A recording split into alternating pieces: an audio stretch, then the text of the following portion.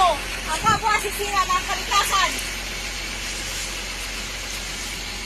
Naunawaan namin kayo gusto nyo maghanap buhay. Pero ilagay nyo sa ayos ang paghanap buhay. Yung walang tatamaan, walang maapektuhang komunidad. Ang human barricade na ito nakuha noong hapon ng January 15 kung saan hinarang ng Save Zambales Kalikasan Movement o SZKM ang pagpasok ng bako sa area ng Alusis River. Tutol ang mga residente at environmental group sa proyektong road network para sa jetty port construction na nasa halos kabilaang boundary ng bayan ng San Narciso at San Felipe sa lalawigan ng Zambales. Hindi biro ang nagiging laban ng grupong SZKM ayon kay Heidi Fernandez na siyang tumatayong tagapagsalita ng samahan. Buwan pa umano ng Abril ng taong 2021 nang kanilang matuklasan ng proyekto. Okay, last April po, nalaman namin na magtatayo ng isang jetty port sa aming lugar.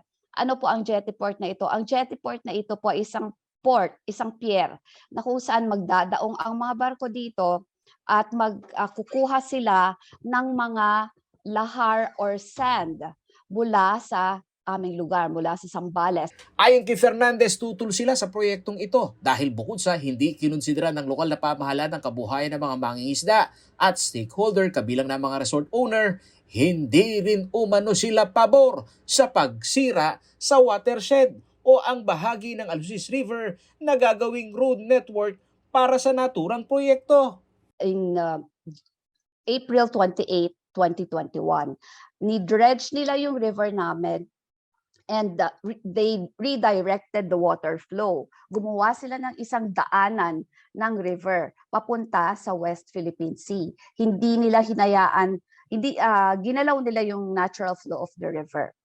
So, ang ginawa po namin ay pinigilan po namin sila. Nakita namin na ano yan, ano po yung ginagawa nyo?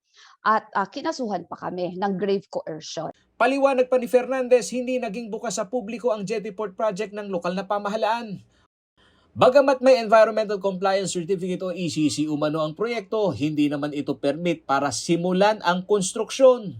And we made a research and we found a copy of the ECC. We wrote a letter to the DNR EMB Chief Wilson Trajeco. Ni-report namin kung ano yung pangyayari. Ano ba itong ECC na sinasabi nila? Hindi po kami sinagot. Ngayon lang kami sinagot ni Wilson Trajeco at sinasabi niya yung ECC na na-issue sa kanila is just a management tool. It is not a permit to implement the project. The Mayor Leo Jan Forales of San Felipe Town again issued another permit covering the area San Rafael, San Felipe, Zambales, and to put up the jetty port in that area. San Rafael, by the way, is not a coastal area. Ito po ay nasa inner barangay siya. Santo Niño is the barangay na coastal area in San Felipe. And the barangay captain of San Rafael, San Felipe, Marlita Santos, again issued another barangay permit saying that the jetty port is authorized to be built in that area. At nakalagay po dito sa kanilang ECC that ang pangalan na ngayon ito ay Causeway Project. Sinabi ni Fernandez na tila nililigaw pa sila ng lokal na pamahalaan at ang masaklap, pinatatanggap umano ang katotohanan na wala silang magagawa dahil sa katwirang sapat na ang permit na hawak mula sa lokal na pamahalaan para itulak ang proyekto. Sabi namin, bakit nyo naman kami trinaydor? Bakit naman kayo ganyan? Pinapunta nyo kami sa Olongapo City office, yung pala kayo ipapasok sa lugar namin, at kasama pa ang DNR. Anong klaseng gobyerno ito? Sumasama sa mga nagsisira ng kalikasan, sa mga lumalabag sa batas, o wala silang permit, ECC. Yung ECC, ginagamit nilang permit para sirain ang kalikasan namin. Ayon sa grupong Save Zambales Kalikasan Movement, hindi lamang sa regional office ng DNR inakyat ang kanilang reklamo kundi pati na sa tanggapan ng Office of the President. Sa kabila nito, hanggang ngayon ay wala pa rin umanong katiyakan ng kanilang ipinaglalaban na tutulan ang pagtatayo ng jetty port project.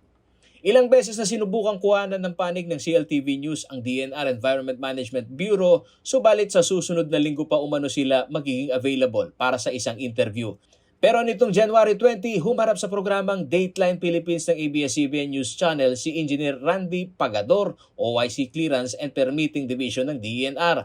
Ayon sa kanya, hindi saklaw ng nakuhang ECC ang reclamation sa access road na tinambakan ang bahagi ng ilog. Ang ginagawa pa lamang umano ngayon ay ang access road at hindi ito sakop ng ECC na nakuha para sa konstruksyon ng jetty port area. Ang paggalaw naman umano sa Alusis River ay bahagi ito ng ginagawang access road na proyekto naman umano ng lokal na pamahalaan. Dagdag pa ni Pagador, ang issue ng environmental group ay land dispute lamang umano. Hindi rin umano kumbinsido ang DENR sa sinasabing tinamaan ng kabuhayan ng mga mangingisda doon. Dahil wala naman umanong puweba ang environmental group na bahagi ng ilog ay totoong pinangingisdaan ng mga tao doon. Sa huli, ang kampo pa ng environmental group na nagbakod at nagtangka umanong pigilan ng proyekto ang bibigyan pa ng notice of violation. Sa hiwalay na panayam kay Pagador sa news organization naman na Rappler na napublish nitong January 20, sinabi niyang ang Jetty Port Project ay nasa ilalim ng kategory na non-environmentally critical project. Kaya ang pagbibigay ng ECC ay nagiging madali dahil hindi na umano kailangan pa ng public hearing o maging ang environmental impact study. Naging mabilis rin umano ang pag-aproba ng DENR sa proyektong ito dahil ito'y nasa mandato ng Anti-Red Tape Act o ARTA na mapabilis ang paglabas ng permit sa uri ng naturang proyekto. Sa pagsasapubliko ng SIP Zambales Kalikasan Movement, kinumpirma ng grupo na hindi gaya ng dati na hindi sila isinasama sa public hearing. Ngayong araw, January 21, ay haharap muli sila sa pagdinig kasama ang lokal na pamahalaan ng San Felipe at ng opisyal ng DENR Region 3. Paulo G. Santos, CLTV News.